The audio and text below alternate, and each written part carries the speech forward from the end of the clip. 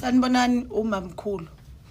Guys, ngisacela ngithandaziseni ngoba ngiyabona ukuthi nje ngizoya ejele for into engayazi. Ngijangazi noma ngizothi ngizobulala umuntu noma ngizokwenzani. Guys, nginenkinga ngihlusho umakhelwane la e-UKM la.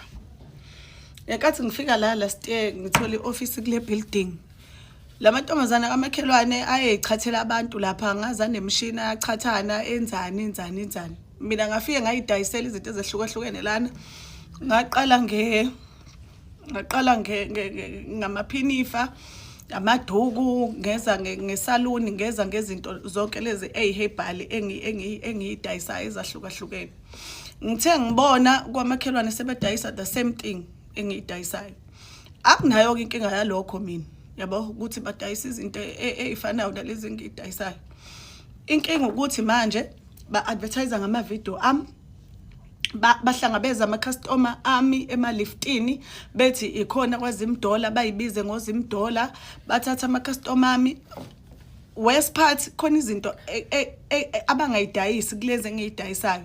Umuntu umethi uyafika ethi unenkinga yezinto ufuna into ethile bamnikeze into yabo engingayazi mina. Abuye umuntu esezothi wathenga into la nansi babuya bafuthi banqabe futhi ukumrefunda izinto lezo umuntu asuke eyinakhuzile eyithengile. Manje inkinga lento le guys kwaZimdola ngoba ubone nje ise-UKM nawo u-UKM phezulu nawo. Uma ungaboni lo UKM akusekhona e-UKM angazi ukuthi ena yindaba angazi like ngazama ukukhuluma naye lo sisekuqaleni ngasho ngathi ngizoze ngimreport nala kwe-building. Wavele wagijima ungireport akuqala. Angazi mangithi ngiyafika ngizosho ukuthi nginenkinga lo sisi u-advertise ngama-video ami uthatha izinto usedayisa izinto engiyidayisayo kuningi nje. Kuningi ubabamba abantu bami bese semaliftini. Inkinga ekhona ukuthi umnyango wakhe ufika kuqala kunowami kodwa yena ukwa left mawungena la office lami kwa left yena mina ngikwa right kuukuthi umnyango wakhe yena uphambili kunowami.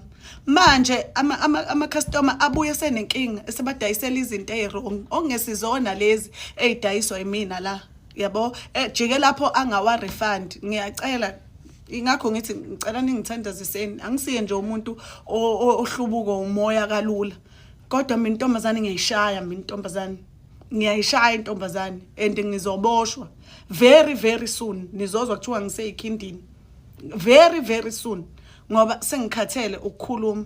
Ngiyacela ke abantu abeze UKM cela ufike ubone lo UKM lo phezulu. Uma ungawuboni lo UKM akusekhona kwaZimdola lapho. Ngiyacela please. Hello Mzansi, welcome to Umgosi waseMzansi. If today is your first time visiting this channel, please do the right thing and click the subscribe button. This is uZimdola, I presenter yalapha ku Ukhozi FM. Uyakhala sheme utucela ukuthi bantu bamsidi ukuthi kufuna into enjani kwesimo lesifana nalesijuba simvile asichaza isitolo sakhe ukuthi uthengisa ama-product kamakhelwane nesitolo sakhe sebathengisa the very same product.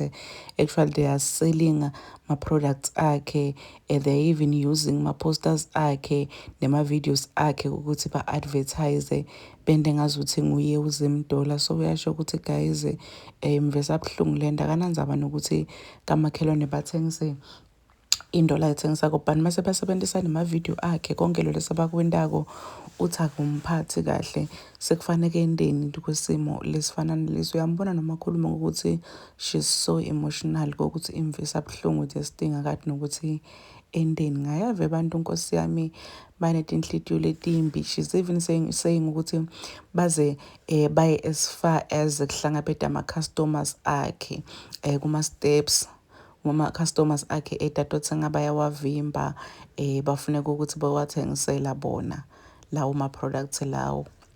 Sho ukuthi kahle kahle sibamthathela ma-custom. So uyasho nje ukuthi kufanele into enjani kwesimo lesifana nalesi. Please do comment what you think below down on the comment section. Don't forget to hit the notification bell. I'll see you in the next one. I'm signing out. Goodbye.